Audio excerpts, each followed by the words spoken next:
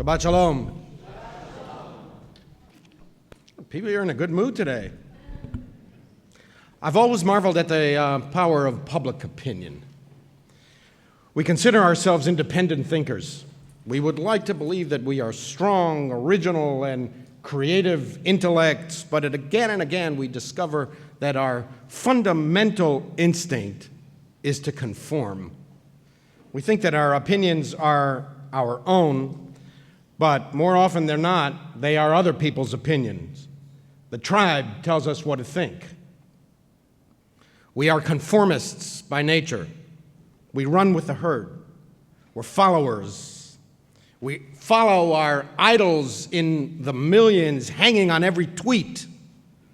We friend them. Look how many friends I have. Justin Bieber knows me. Taylor Swift wrote to me. I've always been fascinated by the fundamental choice described in this week's Torah portion. The background is well known. It was the second year of the Exodus. The community has spent a year in and around Mount Sinai receiving the Torah and the law, and that task was now complete. The next stop was the Promised Land. The original plan was to conquer the land now, not 38 years later. And so, with great fanfare, Moses sends 12 representatives, the leaders of each tribe, to scout the land. After 40 days, they return. And the Bible describes a mass gathering of the community to hear the report. The scouts reported that the land indeed flowed with milk and honey. They even showed the fruits of the land, grapes that were so big that the clusters had to be borne by several men. Everything that God promised about this land was true. But the people received two opinions on whether the land could be conquered. The key to the next 38 years boils down to two verses in the book of Numbers. Two verses determined the entire future of the Exodus generation. One scout, Caleb, said, "Let us, by all means, go up. We shall gain possession of the land, for we shall surely overcome." But everyone else said, "We cannot attack that people, for they are stronger than we." So the Israelites had these two conflicting views from which to choose here at the crossroads of their lives that would determine their entire future. It wasn't a trivial decision. It was a life-altering, history-making decision. The minority view, first expressed by one person, and later Joshua joined Caleb as well, was Yachol Nuchal. We can do it. The majority view was Lo Nuchal. We can't do it. In retrospect, the minority view was the right decision.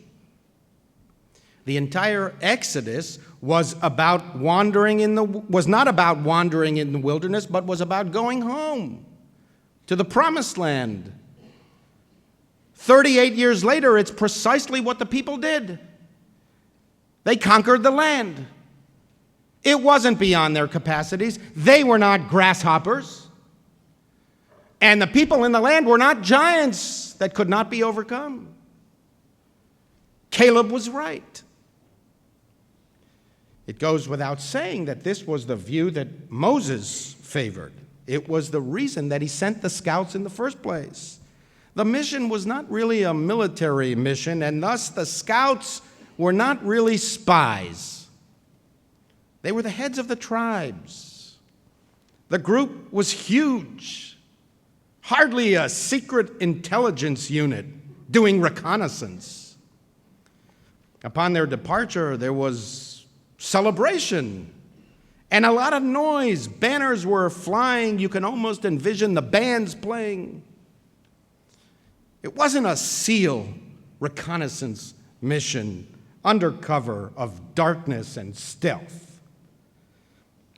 38 years later, in the Haftarah of the week, we read about a real spying mission when Joshua sends the best two undercover agents to determine the enemy's military strength. They operated in the shadows, and they even hid in the attic of a prostitute in Jericho.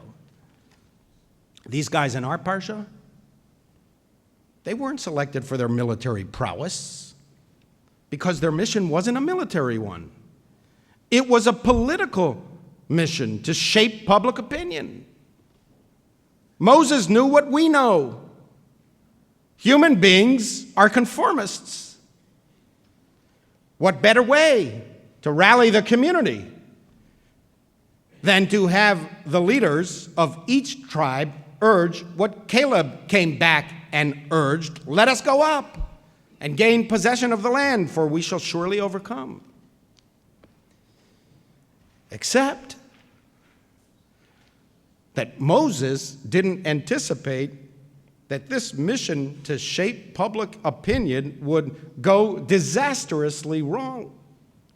He didn't expect the very leaders of the community, the heads of the tribe, to return and insist we cannot attack, that they are stronger than we. How could so many people have gotten it so wrong? And they got it so wrong on such a critical issue, one of life and death. It was the turning point of their entire lives. Beware of the power of the tribe to bend our will and to contort our judgment. When public opinion inclines one way, it's almost impossible to resist. Even Caleb, the good scout, even he almost succumbed to the mob. There's a midrash that tells us that at first, Caleb told the other scouts that he was with them. But in his heart, he knew that he had to speak the truth, and he prayed for the strength to stand against them. It takes courage to resist public opinion. It takes courage to be unpopular. It takes courage to withstand public disapproval in defending principle. It takes deep-seated conviction in the rightness of the cause. It takes integrity and self-confidence. Abuse, animosity, and even slander are hurled against one who, in the name of principle, dares to challenge the wisdom of the tribe.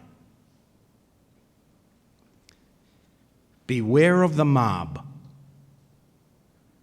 whether on the streets or on the highways and byways of social media.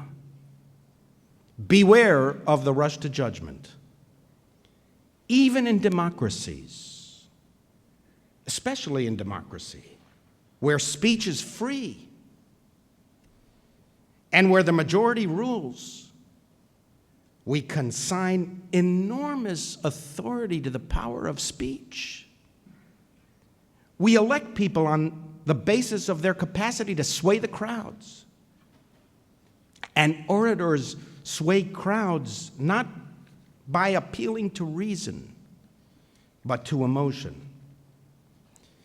In public discourses, there are often no shades of gray, despite the basic fact of human existence, which is almost totally gray. Beware of absolutes. Truth is nuanced. It is never pure and rarely simple.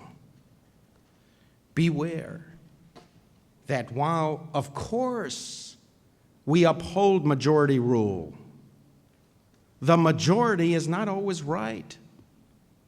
In our parsha, the majority was wrong.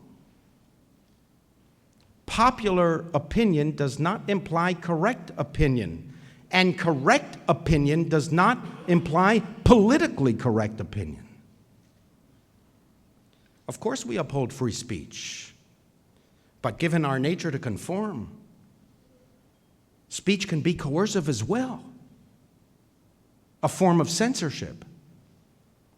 We see it all over now. We see it on campuses. We see it online. We see it in chat rooms. We see it in the media. Step out of the box. Depart from the camp. Disagree with the tribal leaders, those who are used to telling us what we think with such authority.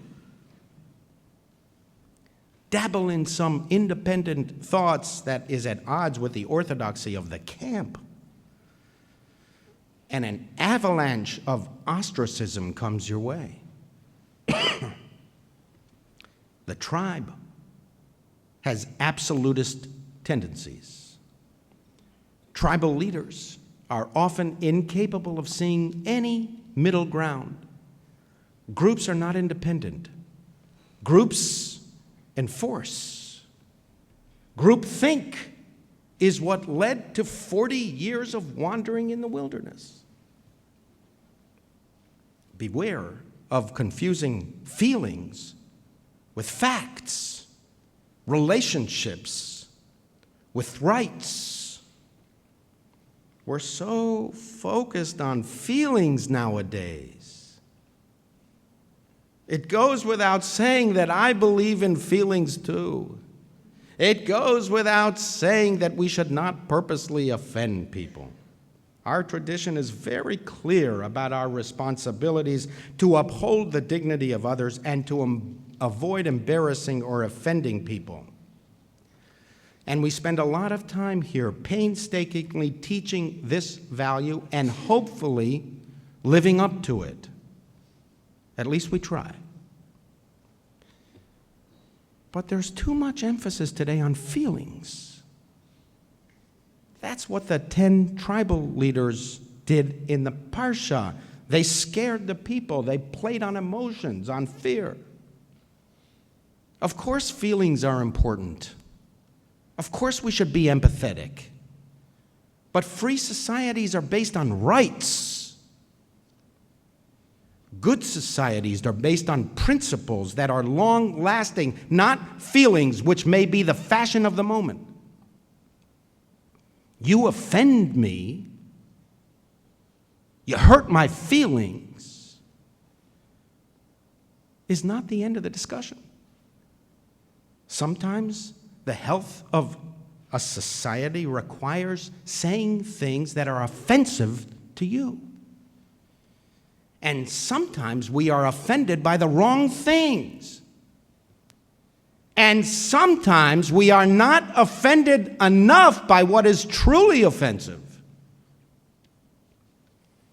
I think of all those Israel bashers and Israel haters on campus and online who are so offended by what they perceive as every minor Israeli offense of what is, after all, a democracy, a free society that upholds civil and human rights. Today there was a gay rally in Tel Aviv, a mass gay rally in Tel Aviv, which was voted the most gay-friendly city in the world.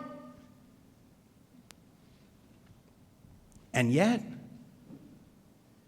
they do not seem offended at all by unparalleled, incomparable, and incomprehensible savagery in the Arab world.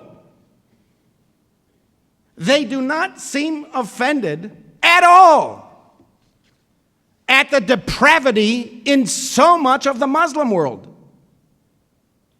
They do not seem offended at all by terrorism in Palestinian society. In fact, they are often apologists for this offense. They're offended by Huckleberry Finn, but not by racist persecution of minorities in the developed and developing world.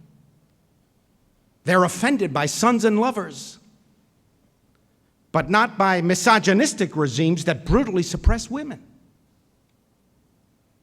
They are offended by Ayan Hirsch Ali in Brandeis, no less, but not by the intolerance that devastates human dignity that she overcame.